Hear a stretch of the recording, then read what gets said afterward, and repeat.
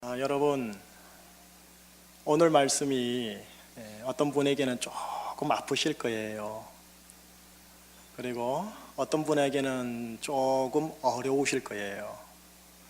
또 어떤 분에게는 좀 힘드실 거예요. 아프고 어렵고 힘들지만 제가 근자에 계속 은혜에 대하여 말씀을 하면서 은혜의 오름들을 오르락 하다가 오늘 여러분들을 모시고 은혜의 최고봉에 오르려고 지금까지 이 여정을 왔다고 해도 제가 과언이 아니에요. 그래서 이 말씀 속에서 나를 향하신 은혜의 최고봉이 뭔가 한번 나누기를 바라는 거예요. 자, 기도하고 말씀 속으로 들어가겠습니다. 하나님, 예수님께서 주신 이 비유를 함께 나누겠습니다. 성령님 임재하시고 운행하셔서 예배를 함께 드리는 모든 설교자와 회중들이 오늘 말씀의 생명의 씨앗을 가슴에 새겨질 수 있도록 은혜로 역사하여 주옵소서. 예수 그리스도 이름으로 기도합니다. 아멘. 여러분, 지금 저와 함께 교독을 쭉 해보니까 주제가 바로 나오죠. 쉽죠? 용서예요. 기독교 신앙에서 가장 많이 이야기되는 부분인데 가장 어려운 부분이 용서예요. 여러분, 하나님께서 나에게 베푸신 여러 은혜가 있는데 은혜의 최고봉이 있어요. 여러 은혜의 오름 말고 은혜의 최고봉이요. 그것이 뭐냐? 용서예요. 오늘 예수님께서 이 비유를 통해 은혜의 최고봉이 되는, 최고의 은혜가 되는 하나님의 용서에 대해서 살짝 얘기해요. 왜 용서가 최고의 은혜인지 오늘 본문을 통해 살짝 확인해 보겠지만 그 전에요, 하나님의 용서의 은혜를 나누기 전에요, 바로 내가 가족이나 내가 형제들에게 해야 할 나의 용서, 인간의 용서, 이거를 나누면서 이 용서라는 게 얼마나 어려운지를 먼저 나누고 나서 그제서야 하나님의 용서 쪽으로 들어갈게요. 여러분, 왜 용서가 어려운지 아세요? 이런 말이 있어요. 용서는 인간의 비본성적 행위입니다. 본성이 아니라는 거예요. 용서하면요, 괴로우리만 힘든 것이고 용서한 지 오래된 후에도 그 잔상이 여전히 남아있어요. 어떤 분이, 어떤 설교자가 이런 말을 좀 자주 섞인 말로 했었어요. 우리는 용서에 대해 수없이 설교를 들어도 쉽게 용서하지 못하며 용서받지도 못한다. 용서란 언제나 설교를 듣는 것보다 훨씬 어렵다. 자, 여러분, 하나님의 용서로 들어가기 전 인간의 용서를 말할 때 이성, 합리성의 최고봉, 아이콘 철학자 한 분이 계세요. 임마누엘 칸트라고 들어보시긴 하셨을 거예요. 그분께서 이런 말씀을 하셨어요. 용서란 자격이 있는 사람만 받을 수 있다. 용서받을 자격이 되면 내가 용서해 주겠다라는 거죠. 이성적입니다. 그리고 얼핏 이것이 맞는 것 같아요. 이런 거죠. 좋아, 상대가 잘못을 알고 용서를 빌기만 한다면 내 다 용서하고 이 싸움 끝내지, 이런 마음인 거예요. 그러니 용서는 얼핏 상호 교환인 거예요. 근데 문제가 있어요. 무슨 문제냐? 저쪽에서 나에게 먼저 사과를 해야 해 라고 말한다는 거예요. 그러면서 더불어 이렇게 속으로 생각해요. 당한 건 나야. 왜 내가 먼저 나서야 해? 그렇게 버티며 움직이질 않아요. 그러다 보니 틈이 벌어져요. 우리가 피차간에 어색하게 관계 맺고 웃고는 있지만 그렇게 기분은 좋지 않지만 그거를 내 탓으로 삼지는 않아요. 여러분, 이것이 이성의 철학자 임마누엘 칸트가 말하는 상호 교환의 용서의 세계입니다. 여러분 어떠세요? 우리 대부분의 인간관계 경우 있다 하더라도 이 정도지요. 자, 이제 우리는 철학의 세계에 사는 사람이 아니잖아요. 예수를 믿는 신앙의 세계에 사는 사람들이잖아요. 기독교 안에서 하나님의 용서하심을 받은 우리들은 이 예수님의 용서의 정신을 알거든요. 그렇게 우리 안에 뭐가 있느냐면 용서를 안 할 수는 없겠고, 하자니 내 본성에 어긋나고, 그래서 곤혹스럽고 머무러거려진다라는 거예요. 이런 신앙 안에서의 용서와 관련된 주제를 풀어낼 때 나타나는 인간 기독교인의 내면에 대하여 헨리 나우엔이 정확하게 기술을 한 부분이 있어요. 이렇게 얘기를 하네요. 우리 기독교인들은 말로는 예수님 이름으로 용서합니다 하면서 그 말을 하는 순간에도 마음에는 분노와 원한이 남아있다. 여전히 내가 옳았다라는 말을 듣고 싶고, 아직도 여전히 나는 사과와 해명을 듣고 싶고, 끝까지 내가 저 사람을 용서한 것에 대해 칭찬을 돌려받고 싶어 한다. 여러분, 이렇듯 기독교 안에서도 용서는 쉽지가 않아요. 용서, 아주 지극히 짧은 단어인데 그 무게는 엄청나게 버거운 용어예요. 왜요? 용서는 비본성적 행위니까, 우리의 본성이 아니라는 거예요. 그런데 오늘 본문에 예수님이 마지막 35절 9절에서 심히 부담스러운 말씀을 던져주세요. 35절을 일단 한번 읽어보십시다. 시작. 너희가 각각 마음으로부터 형제를 용서하지 아니하면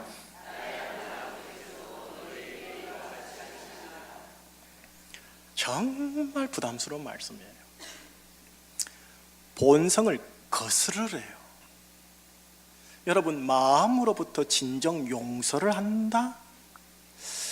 불의가 여전히 남아있고 상처가 여전히 내 속에서 아픈데, 그리고 예전에 기도 가운데 하나님께 맡겼다고 생각했던 문제들이었는데 그 구정물의 찌꺼기들처럼 계속 내 심령에 올라와 계속 몇 번이고 하나님께 반복하며 드려야 할 일이 발생되었었는데 그걸 마음으로부터 용서한다고요? 그게 가능한 요구입니까? 칸트가 이해하는 용서요, 그건 할만하겠어요. 하지만 하나님이 요청하시는 용서는 불공평해요. 오늘 본문에 예수님이 비유를 하면서 이야기를 나누면서 딱 세 분이 나와요. 임금님, 그리고 임금님에게 1만 달란트를 빚진 자, 이분은 우리가 A라고 합시다. A, 1만 달란트를 빚졌어요. 그리고 이 A에게 100데나리온을 빚진 사람이 나와요. 이분을 B라고 하십시다. 임금님, A, B라는 인물을 예수님이 소개해요. 임금님이 A를 불렀어요. 그리고 대면하여 뭘 하느냐? 빚을 갚으라 라고 해요. B는 임금님에게 호소를 해요. 참아주소서, 내가 다 갚겠나이다. 자, 여러분, 이 말을 들었다면 임금님은 이래 말해야 되는 거 아니에요? 오냐, 알았다, 내가 기한을 주마, 그때까지 갚으라. 그런데 임금님은 그렇게 말씀하시지 않고 뭘 하느냐? 탕감해줘 버려요. 갚는다고 했는데 탕감을 해준다는 거예요. 자, 보시지요. 23절에서 27절까지 한번 눈으로 직접 확인하고 설명을 들으십시다. 시작. 그러므로 천국은 그 종들과 결산하려 하던 어떤 임금과 같으니 결산할 때에 10,000달란트 빚진 자 하나를 데려오매 갚을 것이 없는지라 주인이 명하여 그 몸과 아내와 자식들과 모든 소유를 다 팔아 갚게 하라 하니 그 종이 엎드려 절하며 이르되 내게 참으소서, 다 갚으리이다 하거늘 그 종의 주인이 불쌍히 여겨 놓아 보내며 그 빚을 탕감하여 그 빚을 뭐하여 주었더니? 탕감하여 주었더니. 여러분, 임금이 왜 그랬을까요? 아니, 갚는데요, 그러면 기다려야지요. 그런데 탕감해 주었더니라고 되어 있어요. 여러분, 애가 갚는다라고 한 말이 있지요. 이거를 우리 대한민국의 좀 저속한 용어로 제가 설명해 드릴게요. 세상 말로 하면 이런 거예요. 지금 갚겠습니다, 참아주소서 하는 이 A는 소위 세상 말로 개념이 없어요. 무슨 개념일까요? 얘가 지금 갚아야 하는 1만 달란트가 도대체 얼마인지 알지 못하는 개념, 또 그걸 평생에 갚을 수 있다라고 생각하는 것, 이게 지금 개념이 없다라는 소리예요. 여러분들도 1만 달란트면 도대체 얼마인지 감이 안 잡히시잖아요. 여러분, 이 A가 임금님에게 1만 달란트고요, B가 A에게 얼마냐면 100데나리온이에요. 여러분, 100데나리온이면 석 달 임금치예요. 최저생계를 해서 1년에 한 달 100만 원을 번다 하면 300만 원이에요. 그죠? 300만 원 빚이 졌단 말이에요. 근데 이 A가 임금님에게 빚진 지 얼마냐? 이 100데나리온의 100만 배. 그러면 얼마냐? 계산해 보니 30조 원이에요. 그래도 놀라는 분이 계시네. 감이 온다는 소리네요. 여러분, 우리 제주도 2014년도 세입 수익이 얼마인 줄 아세요? 4조 3천억 원이에요. 곱하기 7하면 30조 원이에요. 제주특별자치도 1년 수익의 7배의 빚을 지고 있는 거예요. 그러니 이거를 참아주소서, 갚겠나이다 라고 하니까 임금이 보기에는 어처구니가 없는 거예요. 그걸 갚는다라는 게. 그래서 이 임금님은 실소 픽 웃으면서 막 됐다 하고 그만 먹고 탕감을 해준 거예요. 자, 이제 애가 이 은혜를 받았어요. 임금님 앞에서 나왔어요. 가는 길에 누구를 만나느냐? B를 만난 거예요. 아시다시피 B는 A에게 100데나리온의 빚을 졌단 말이에요. B가 A를 만나서 A를 향해 다 갚으라고 말을 해요. 그때 이 B가 A에게요, A가 그 옛날에 임금에게 한 말처럼 똑같이 해요. 참으소서, 다 갚으리이다. 임금에게 한 말 그대로 해요. 자, 그리고 나서 어떻게 되었나 한번 보십시다. 28, 29, 30절 시작. 그 종이 나가서 자기에게 100데나리온 빚진 동료 한 사람을 만나 붙들어 목을 잡고 이르되 빚을 갚으라 하며 그 동료가 엎드려 간구하여 이르되 나에게 참아주소서 갚으리다 하되 허락하지 아니하고 이에 가서 그가 빚을 갚도록 옥에 가두거늘. 100데나리온, 최소 우리나라 돈으로 300만 원 조금 더 넘는 거. 여러분, 이거는 기회만 주고 시간만 기다리면 갚을만 하지 않아요? 그런데 이 A는 B에게 갚을 기회와 시간도 주지 않고 바로 어디에 넣느냐? 옥에다가 넣어요. 자, 임금님이 이 상황을 들어요. 그리고 임금님이 다시 A를 불러요. 그리고 A에게 말을 하고 A를 조치를 취해요. 그게 32, 33, 34절 오늘 끝구절까지죠. 자, 34절까지 32절부터 시작. 이에 주인이 그를 불러다가 말하되 악한 종아, 네가 빌기에 내가 네 빚을 전부 탕감하여 주었거늘 내가 너를 불쌍히 여김과 같이 너도 내 동료를 불쌍히 여김이 마땅하지 아니하냐 하고 주인이 노하여 그 빚을 다 갚도록 그를 옥졸들에게는 30조 원을 다 갚으려면 평생 옥에 있어도 갚을까 말까겠죠. 여러분, 조금 전 제가요 세상 말로 좀 했잖아요. 이 A는 소위 개념이 없다고. 자기가 진 빚 1만 달란트가 얼마나 큰지를 모르니까 탕감받은 게 얼마나 큰지를 알지 못하는 거예요. 그러니 불쌍히 여김 받은 것을 모르니까 불쌍히 여김이 흘러가지를 않아요. 거저 받은 것이 없다고 생각하니 거저 줄 이유가 없는 거예요. 여러분, 은혜가 뭐냐? 거저 받은 것을 거저 주는 거랍니다. 용서의 은혜란 하나님께서 나에게 받은 것이 없는데도 불구하고 거저 주시는 거거든. 이거는 아주 불공평한 처사예요. 저 십자가의 보혈 용서함의 은혜는 여러분들에게 나가갈 때 여러분들이 갚을 길 없는 1만 달란트의 빚을 거저 탕감해 주었다라는 메시지예요. 여러분, 하나님께 진 죄의 빚을 다 갚는 것을 그런 말하느냐면 정의라고 그래요. 공평함이에요. 예수 하나님의 공의라고 하죠. 공의예요. 정의예요. 그런데 이 정의와 공평함을, 하나님께 진 빚에 대한 정의와 공평함은 내 스스로 갚기에 불가능하다라는 거예요.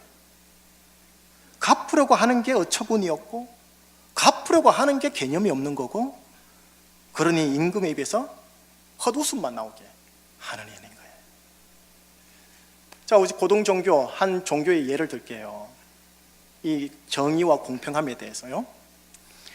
힌두교 아시죠? 힌두교의 예를 들게요. 여러분, 힌두교는 업보소를 믿어요. 한 사람이 있습니다. 한 사람의 의가 죄를 지어서 불의가 되었어요. 그 불의가 보응을 받는, 그래서 의가 회복되는데 정확히 얼마나 걸리는지 힌두교 학자들이 컴퓨터를 가지고 계산을 했어요. 금생과 내생에 걸쳐 나의 불의에 상응하는 벌을 받아 용서함을 받으려면 680만 번의 윤회를 거쳐야 한다고 합니다. 그래야 나의 한 불의가 용서함을 받고 공평함으로 된대요. 힌두교에서도 불의를 다 갚는 공평함이 이렇게 긴 윤회를 요청하는데, 하물며 가장 흠없고 가장 거룩하고 가장 존귀하고 지엄하시고 존엄하신 영광스러운 하나님 앞에서 나의 전체 생애의 죄악들과 내 속의 깊은 내면에 남들은 알지 못하는 불의의 동기들을 다 갚는 공평함은 얼마나 더 큰 것을 요청할 수 있겠습니까? 우리는 너무 큰 것을 A에게 베푸신 임금을 이해하기보다는 B를 감옥에 넣어서라도 정의와 공평함을 요청하는 이 A의 심정을 누구보다도 크게 이해하고 공감하고 끄덕여요. 왠지 아세요? 인간은 다 이게 자연스러운 본성이라서 그래요. 이런 거죠. 저 B한테 당한 건 나야. B는 뭔가 배워야 해. 사람이 말이야 빚을 졌으면 그에 상응하는 대가를 받아야지. 한동안 속 좀 끓이게 만들어야 해. 물론 본인한테 연단이 되겠지. 그래, 행동의 결과가 따른다는 걸 저 사람은 배워야 해. 잘못한 건 분명히 B야. 이렇게. 여러분, 본성상 이거에 충분히 이해가 되고 공감이 되고 저도 어떤 때는 끄덕여져요. 여러분, 이게 얼핏 말할 때 복수라고 하지만, 복수이지만 여러분, 복수는 잘만 사용하면 정의에 가까울 수 있어요. 때로는 세상을 가만히 보세요. 하나님의 용서의 은혜보다 칸트식의 합리적인 용서만이 필요해 라는 현상들이 너무 많아요. 도시의 밤 사역을 하는 목사님이 에세이 하나를 적었는데 거기에 아주 쏙 들어오는 글 하나가 있어요. 이 도시의 밤 사역을 하는 목사님이 주로 보는 게 뭔지 아세요? 아동학대, 마약, 폭력, 매춘이에요. 그 악의 결과를 날마다 보고 있는 거예요. 그러면서 그 속에서 십자가의 은혜를 계속 선포하면서 자기 안에 들어온 질문이 이거예요. 잘못인 줄 알면서도 지적하지 않고 용서한다면 결국 목사인 나는 지금 뭘 하고 있다란 말인가? 사람을 범죄에서 자유케 하는 게 아니라 악을 조장하고 악을 방관하게 하는 것은 아닌가? 이것이 정령 복음이란 말인가? 여러분, 이해되지 않습니까? 저도 충분히 좀 공감이 되는데요. 이런 자들에게 정의에 가까운 복수가 가장 쉽고 시원하고 확실해. 여러분, 분명 정의에는 의롭고 선하고 법률적이며 합리적인 파워가 있어요. 그리고 우리 대한민국 사회의 안전을 위해선 정의가 기본적으로 튼실해야 돼요. 이거 100% 인정해요. 그만큼 충분한 정의의 실행 없이 불의를 용서하는 것, 불공평한 부분이에요. 여러분, 그렇기에 용서는 본성상 힘든 거예요. 복수와 정의가 인간의 본성이에요. 나를 힘들게 한 사람의 죄를 탕감해 주는 것, 인간의 본성에 어긋나는 부분이에요. 그러니 용서하지 않음이 이해가 됐고 공감이 된다니까요. 복수와 정의를 요청함이 내 본성이고 저 사람 본성인 거예요. 그런데 예수님이 오늘 본문의 마지막 구절에서 뭐라느냐? 마음으로부터 형제를 용서하라. 그리해야 하나님 아버지도 너를 용서하신다. 심히 무겁고 상당히 부담스러운 말씀을 하십니다. 아버지의 용서와 나의 용서를 하나로 묶어버린 거예요. 진짜 왕부담인 거예요. 왜 예수님이 인간의 타고난 본능에 완전히 어긋나는 이 비본성적 행위를 요구하는 걸까요? 어떻게 하면 인간의 본성에 어긋나는 이 용서의 은혜를 내가 누리면서 정말로 흘려보낼 수 있단 말입니까? 여러분, 여기까지가 인간의 용서예요. 어떠세요? 용서가 정말 힘들죠? 그럼 여러분 말씀을 드리는 거는 뭐냐? 먼저 가볍게 말하지 마세요. 야, 네가 먼저 용서해. 그러면 되지 뭐. 예수 믿잖아. 함부로 쉽게 말하지 마세요. 용서해야 할 주체자는 정말 힘든 거예요, 여러분. 쉽게 용서하라고 말하지 마세요. 가벼운 거라도 기다리세요. 성령께서 역사할 때까지. 자, 이제요. 인간의 용서가 이렇게 어려워요. 이제는 하나님의 용서로 한번 눈을 돌려볼게요. 하나님의 용서의 자리로 나가야 시점이니까요. 자, 여러분, 하나님 아버지라는 분께서 나에게 용서의 은혜를 베풀어야 할 때 하나님이라는 분이 전지전능하시기 때문에 그냥 여유 있는 자본적선하듯이 쉽게 준 것으로 생각하기 쉽지 않아요? 신의 선심, 전지전능하니까 신의 선심 정도로 생각하는 거죠. 그런데 하나님에게 있어서도 여러분, 용서는 대단히 쉽지 않았던 은혜였습니다. 하나님께서 나에게 베푸시는 하나님의 은혜는 받는 나에게는 값없이 주어진 거예요. 그죠? 믿음으로 받으니까. 기프트, 선물이거든요. 하오나 주는 하나님의 입장에서는 자신의 사랑하는 전 소유가 다 들어가 있어요. 은혜란 마음이 좋아 적선 잘하는 할아버지의 선심 정도가 아닌 거예요. 하나님이 나에게 베푸신 은혜는 하나님의 아들 독생자 예수 그리스도를 갈보리에서 죽여야만 했던 엄청난 혹독한 대가를 치르고 베풀어 주신 거예요.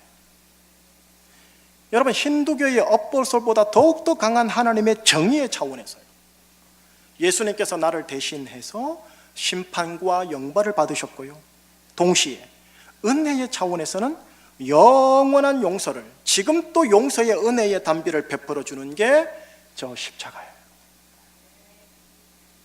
하오니 십자가의 용서는요, 2000년 전에 있었던 단 과거적 사건이 아니라 24시간 내내 지금도 여러분들에게 보이지 않지만 소낙비처럼 가랑비처럼 쏟아지는 용서의 은혜죠.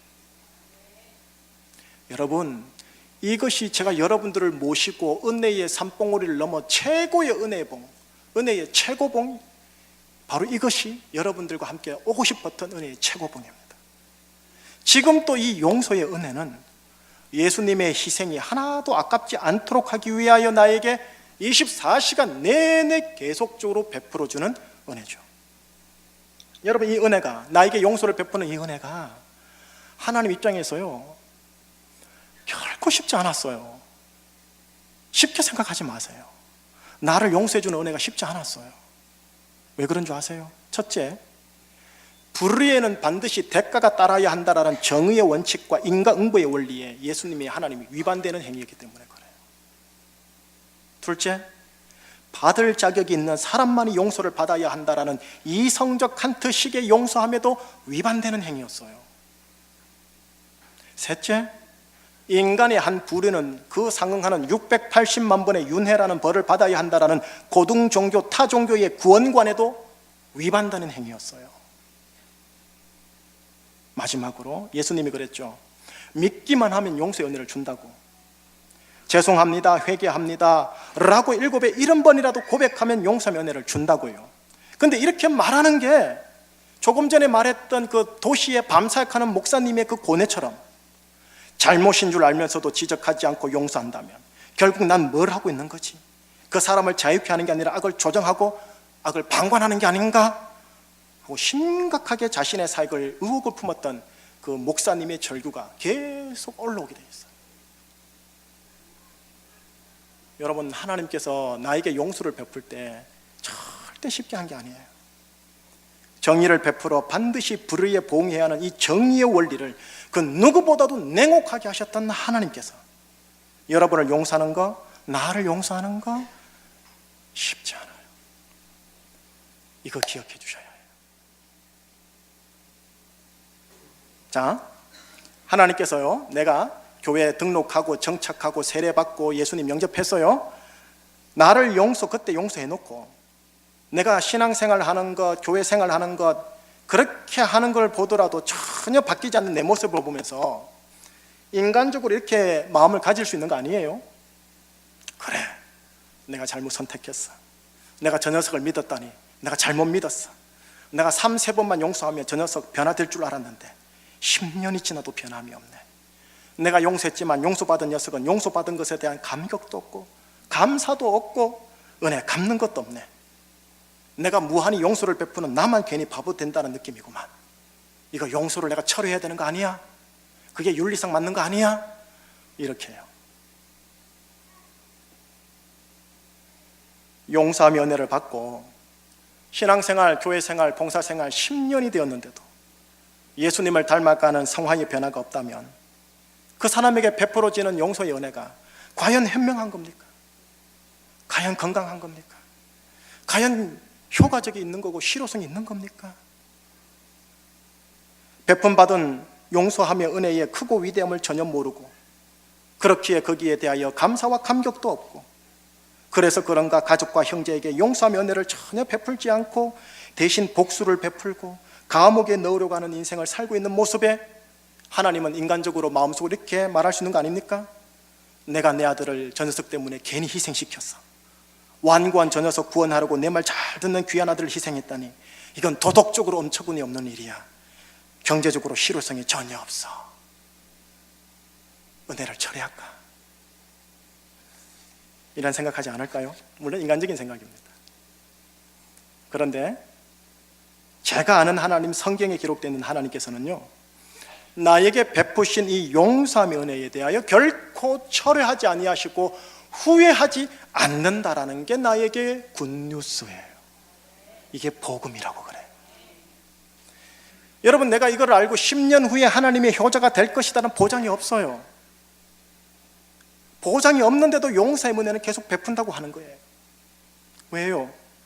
너무나 크고 귀한 대가를 혹독하게 이미 갈보리에서 치렀기에 반드시 그 대가에 대한 기대를 취하여야 하겠기에 용서함의 은혜를 내가 후회하거나 철회하지 않겠대요. 똑같은 죄를 계속 반복하더라도 3-4번이 아니라 예수님께만 나오면 그래 또 용서하마라고 한대요. 이게 윤리적으로 가당한 거예요. 칸트식의 상호교환의 용서에 맞는 거예요?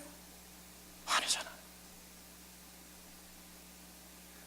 하나님을 굳이요 인간적으로 표현하면 이런 거예요. 내가 예수 때문에 이를 악물고 너에게 용서함의 은혜를 베푸겠다. 이 일을 악물고 독생자들의 희생이 절대 무익하지 않도록 하기 위해 엄청난 인내와 무한한 기회로 용서함의 은혜를 계속 베풀고 있다는 거예요. 여러분, 그 은혜가 지금 여러분 거예요. 여러분에게 24시간 매 순간순간 십자가에서 흘러내오르는 영적인 은혜가, 용서함의 은혜가 여러분에게 있대요. 우리가 정말 이걸 안다면 이 용서함의 은혜를 흘려보내지 않을 수가 없어요. 결론 지을게요. 여러분들은 예수님의 십자가의 핏값으로서 구원받고 지금 또 과거, 현재, 미래 모두의 용서함의 은혜를 매 순간 받고 있는 분들입니다. 십자가 보혈이 나를 위한 것이다라고 믿는 자들에게는 이 용서함의 은혜가 매일 매순간 사방으로 나를 덮고 있습니다.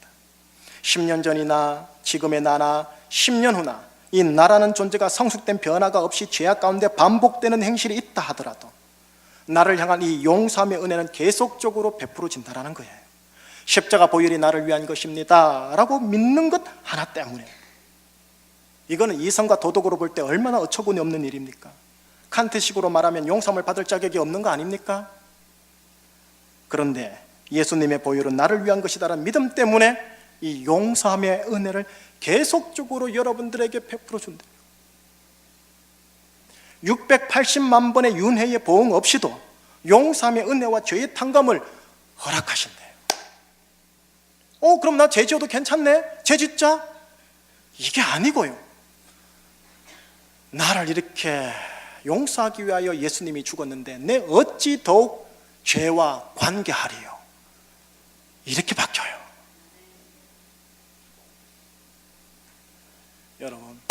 여러분 모두는 십자가의 이 은혜, 최고의 은혜의 은혜를 받고 있는 분들이십니다. 이 은혜 누리고요, 이 은혜에 감격하시고요, 이 은혜를요 남편에게 흘려주세요. 흘려보낸다고 그 사람 가만 감동 안 해요. 그래도 흘려주세요. 3-4번만이 아니고 흘려주세요. 속 터지지요. 그래도 흘려주십시다.